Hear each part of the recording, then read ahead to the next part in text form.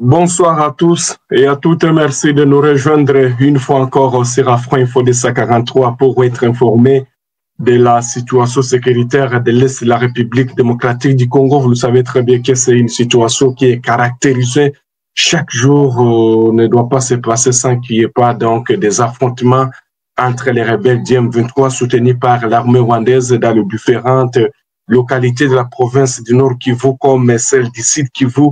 Et dans cette édition, on va essayer de se concentrer dans le territoire de Rutshuru d'ailleurs où les combats sont en cours entre les rebelles du M23 soutenus par l'armée rwandaise et les volontaires pour la défense de la patrie. Et nous sommes dans la chefferie de Bwito et malgré les accords de paix signés du côté de Doha, donc du côté de Washington, entre les gouvernements congolais et les rebelles du M23 soutenus par les Rwandais, dont pratiquement presque tout demeure contradictoire sur le terrain, on peut le dire. Rien n'est jusque-là respecté sur le terrain.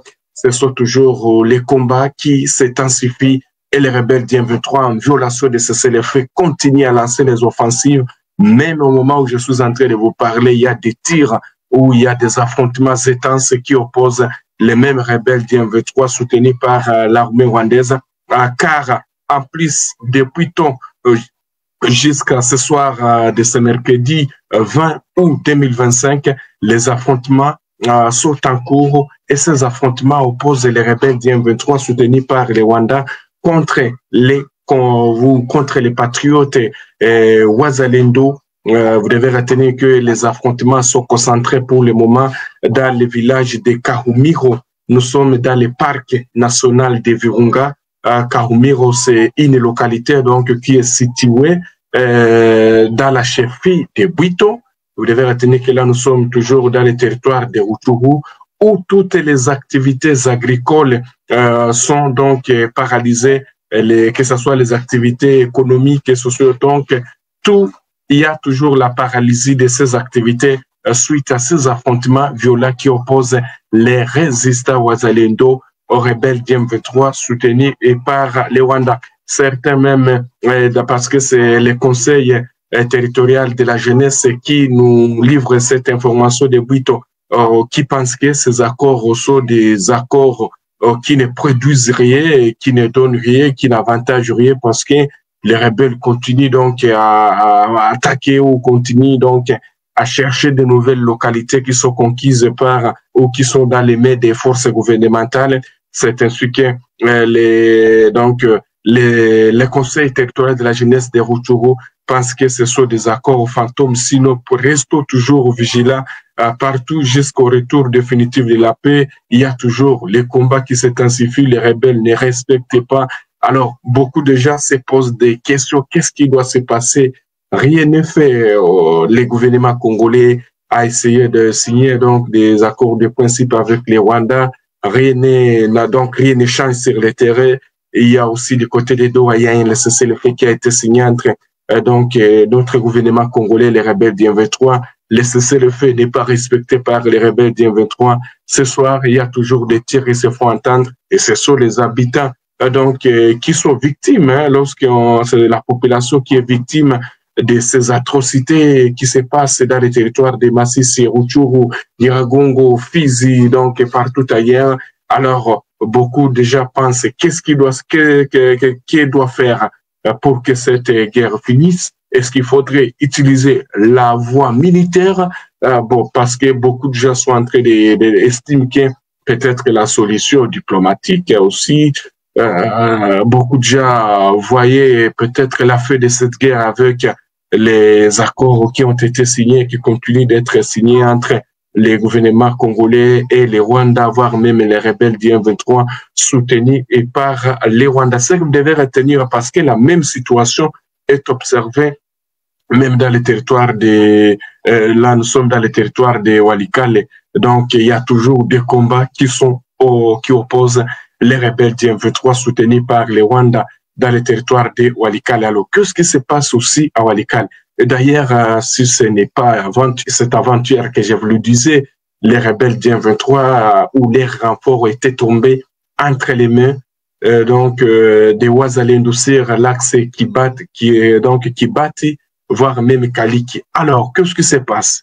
Vu que les rebelles du M23 étaient frappés et beaucoup de ces éléments tombaient dans cette embuscade étendue par les résistants Wazalendo sur les tronçons qui battent Kaliki, alors il y a eu même plusieurs tentatives des rebelles du M23 soutenus par le Rwanda d'éteindre leur zone d'influence qui auraient donc échoué à Kaliki. Nous sommes dans le groupement Wallo-Wayungu.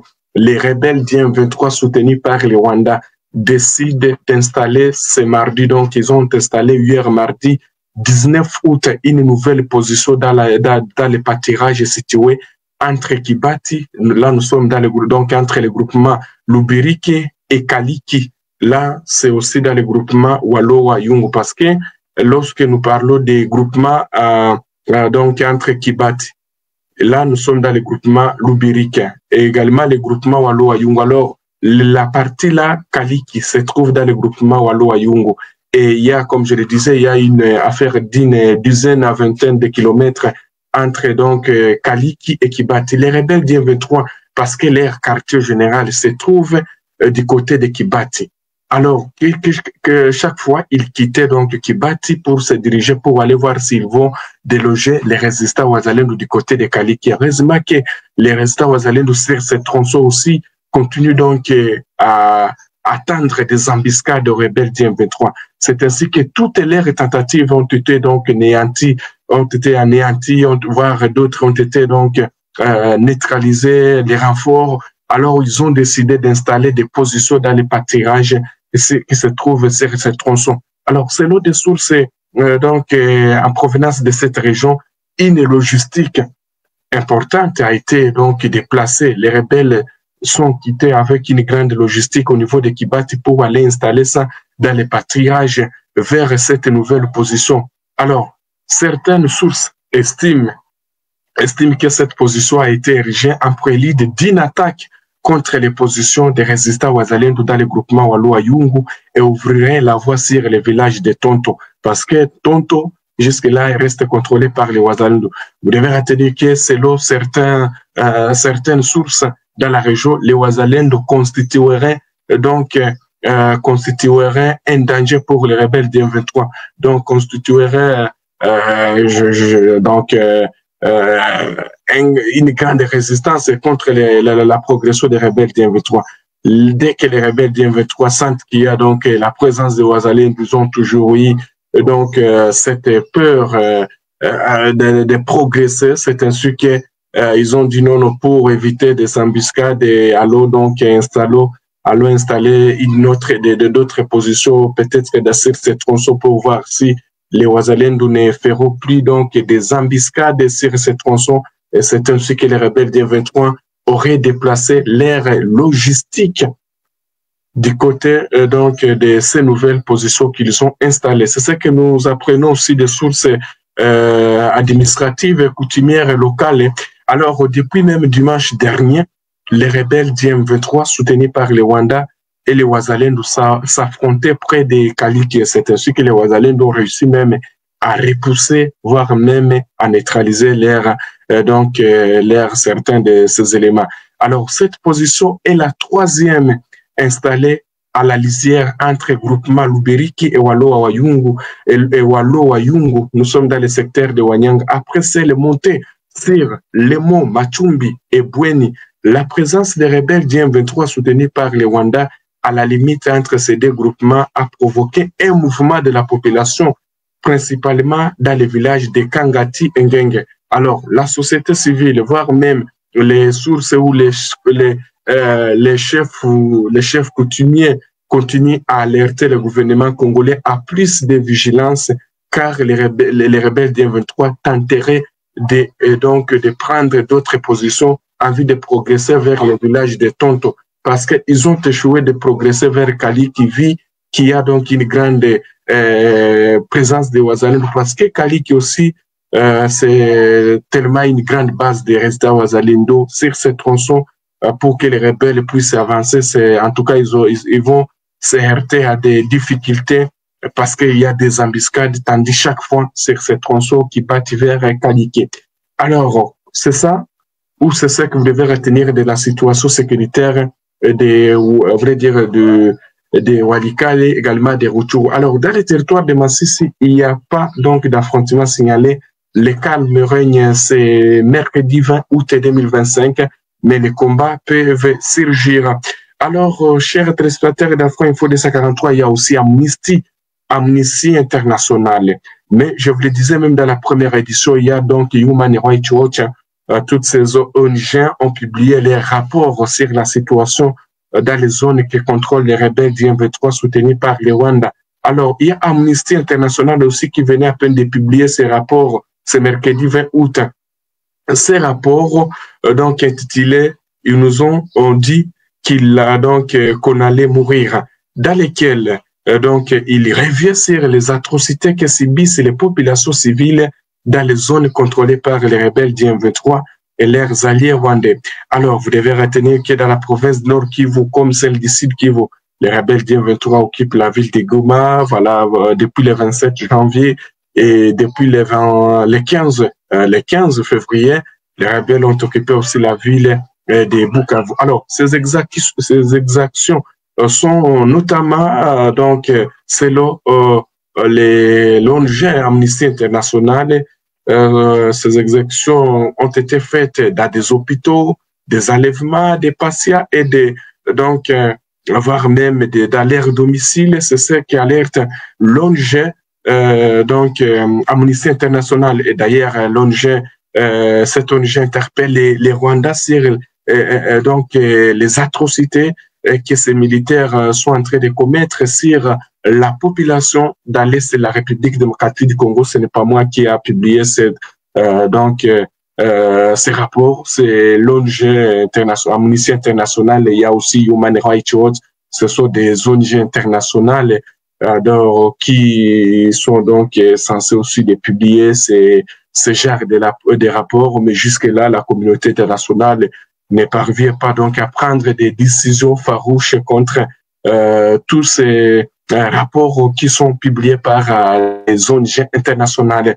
Merci beaucoup à tous nos téléspectateurs qui nous suivent toujours dans les différentes villes de la RDC. On va se rendre dans la province du Sud Kivu pour vous donner aussi cette information qui concerne aussi la justice, surtout dans la ville d'Uvira, la ville qui reste sous contrôle des forces armées de la République démocratique du Congo et les jeunes patriotes Wazalendo. Et vous devez retenir que de ce côté-là, il y a donc certains militaires congolais qui sont donc poursuivis, et les tribunaux militaires de garnison d'Uvira, siégeant en matière répressive au premier degré, a tenu ses premières audiences le mardi 19 août 2025 dans la salle ordinaire de la commune de Kalundu, ville d'Uvira, dans la province du Sud Kivu. Là, nous sommes à l'est de la République démocratique du Congo. Selon le lieutenant Mbouyi Rigene Kalonji, porte-parole des opérations Sokola 2 SID au Sud Kivu, 8 affaires ont été donc introduites opposant les ministères publics représentés par le lieutenant-colonel magistrat Luamba Songe aux différents prévenus.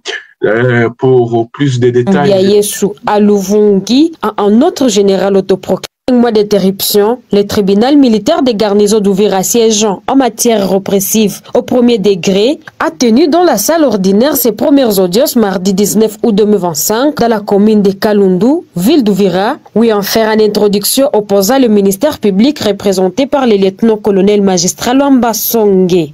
Dans la salle d'audience du tribunal militaire des garnisons, 12 prévenus ont comparu devant le tribunal militaire des garnisons d'Uvira, présidé par le président, le major magistrat Mwanza Kanyimbu Jean-Marie, assisté des 4 juges assesseurs, tous officiers subalternes. Parmi les 12 prévenus figurent 9 militaires des FARDC, dont 5 poursuivis pour vol des effets militaires à la base logistique de la Un militaire et un élément de la PNC poursuivi pour perte d'armes, violation des consignes et dissipation des munitions de guerre et 2 membres des forces d'autodéfense Ouazalendo, dont Papi Oseya, poursuivi pour meurtre de sa collègue Myriam Mbiayesu à Luvungi, un autre général autoproclamé, chef des bandes du nom de Kanani Kabeya Kuhu, poursuivi pour meurtre du major Salou Mutambwe, officier supérieur de FARDC, égorgé dernièrement en date du 4 avril 2025 en mission de service à Sangé. Lors de cette audience introductive, 2 militaires rescapés de FARDC ont été également entendus, l'un comme renseignant de l'événement malheureux et l'autre contre-renseignant selon l'appréciation du tribunal.